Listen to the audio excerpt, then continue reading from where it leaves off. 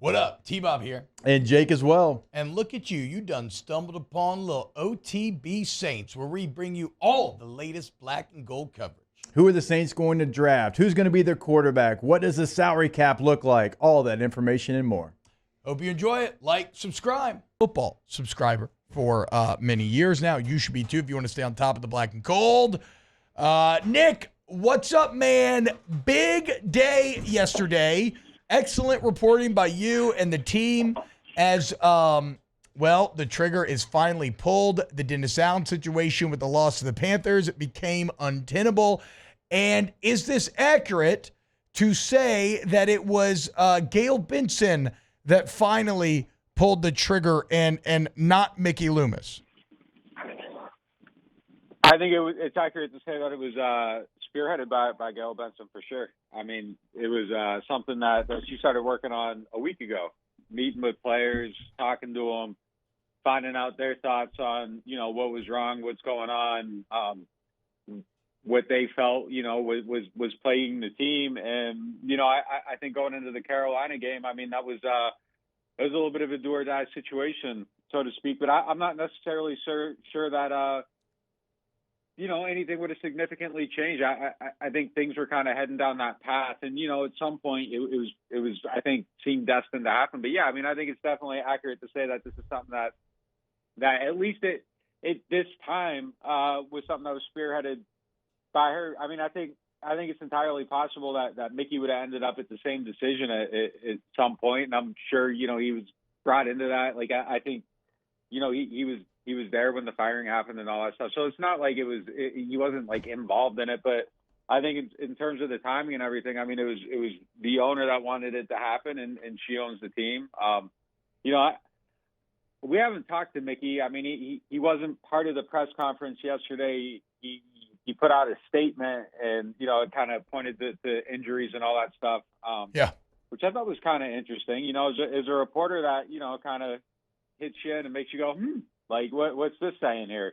So that was kind of interesting to me, but we haven't talked to him, so I don't know exactly his thoughts on the timing of it or anything, but we've spoken to him a lot of times previously before, last year, the end of last season, and anyone that covers this team has heard him say that he doesn't believe in kind of making these big changes in season. And I'm not saying that he, I don't know what he feels specifically about this one, but I just know historically that has been one of his stances. So it's interesting to me that it went down like this. I never, personally thought it was going to happen in season just because of, all the times you heard it. And, the interviews with Bobby, that it just kind of always felt like he felt that it wasn't something to do in season. So I was surprised it actually went down, and I heard it was, kind of storming a little bit. It was brewing a little bit, and, I just didn't know if it would actually get there because of that. I didn't know, like, if there'd be a conversation and it would change or anything. So the biggest takeaway to me, and I don't really know how to phrase this. I don't want to phrase it the wrong way, but, like, I didn't know whether or not ownership would make a move, because we've never seen them make a move on the Saints side before. They've never had to. Yeah. It was Sean Payton in the Dennis Allen. We've never seen them have to fire someone. So I didn't know, until you see somebody act, you don't know how they're going to act. And, I think if you're a Saints fan, I mean, this is, you don't want to see anyone like lose a job or whatever, but I think if you're a Saints fan, like you're happy to know this. You should be happy to know that, like, things operate on a normal plane. Like, the kind of pattern, the heartbeat for every team. You hire a coach, if by the end of year 3, like, it doesn't work, they're out of here. If you're going into year 3 and you haven't really turned things around, you're on the hot seat. And I didn't know if that existed here. I thought maybe like the Saints existed outside of that. So, like, now at least that, like, things are normal. And when things aren't working, there is accountability, and there's accountability for everybody underneath ownership. And that's great to know. Like, I feel a lot better about the Saints, like, just knowing that's a thing, that is, there is something not working. Gail Benson will go take care of it. And I mean, I think that's a very good thing to know, if you're a Saints fan. Yeah. I mean, it fights against the perception of apathy or, kind of, Yeah, just not really caring, which is something that was being kind of levied against ownership more and more and more, maybe being checked out, whatever. In terms of where it all went wrong for DA, James Hurst was talking to Sharif Ishak. He specifically mentions the Jameis Winston and, going for the score against Atlanta last year incident as being something that really rubbed players the long way. You've got a lot of excellent reporting in your breakdown, neworleans.football, about, the interception against the Falcons and Jonathan Abram playing that way during practice, only to be reprimanded. And then it happens in the game. They don't go after Carr.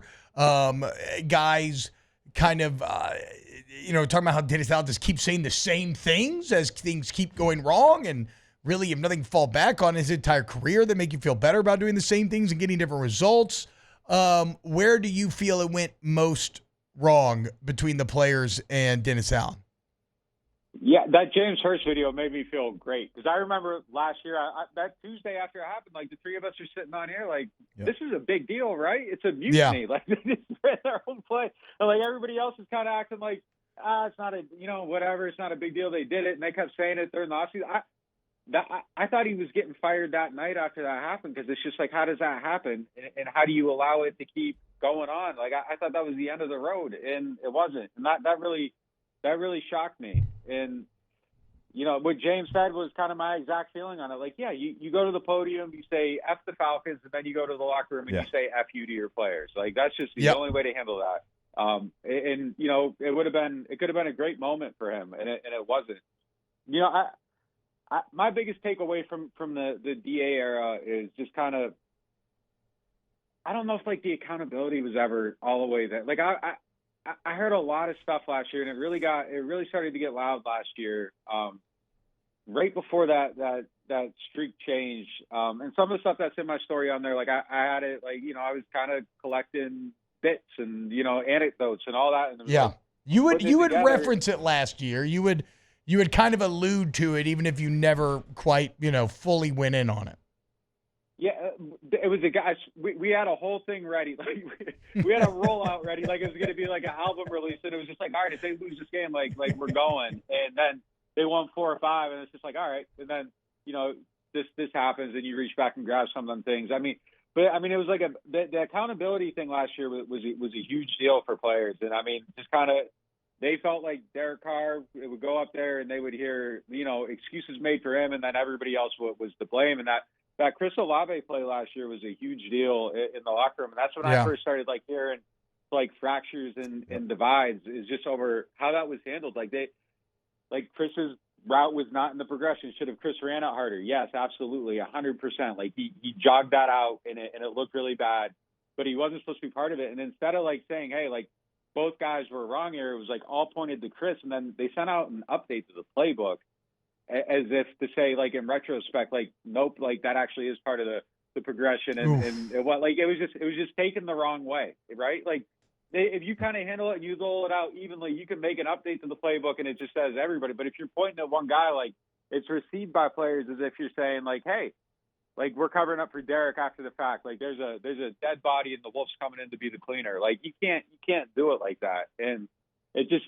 stuff like that was starting to wear thin. The messaging was wearing thin. I've heard from some players, and look, I think when you're losing games, like everybody's going to look at everything. But even, going back to last year, like some players felt like in season they weren't practicing hard enough. They felt like the messaging wasn't good. They felt like, there was too much, hey, our leaders need to fix this when they lost, instead of, hey, the coaches got to fix this when they lost.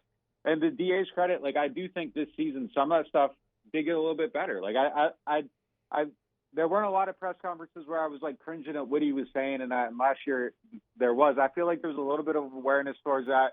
I think he did some things to placate the veteran players that was smart to get buy-in. But ultimately, like I think you start losing in the accountability and stuff, like people start feeling the same way. Like I guess when you're losing, like everything you do is wrong, but those are the things that, kind of just over the last 2 years, like, but I thought last year there was more fracturing than this year. I think this year it just kind of felt like it just ran out of gas. Like it was just kind of, this isn't working. It's never going to work. And, it's over. And I think just at the end, like, he just didn't have the answers. But I mean, my honest opinion of it is that I thought some of the stuff that was wrong last year had improved this year, just in terms of, like, you know, how to present it, how to talk. And, you know, I just don't think people were as angry this year with how stuff was going on. Like, when I would talk to people, you know, find out what's going on, like, it was just more like, this just isn't working. Like, it wasn't, this is why it isn't working. It's just, this isn't working. And, you know, I just think it was time to go, honestly. You know, and I feel bad for DA. I think he's a good person. I think he's a good man. I think, you know, the really good defensive play caller, defensive designer, and all that stuff. But, like, it just was time. I think everybody looked and saw it and knew that it was just time to move on. Wow, just amazing black and gold takes right there, Jake. I don't think I've ever heard any takes that are better than the two guys that just gave you that take. And you can keep getting them by going ahead and liking, subscribing, ringing the bell to get notifications when we post. Have a great day. We'll see you on the next OTB Saints.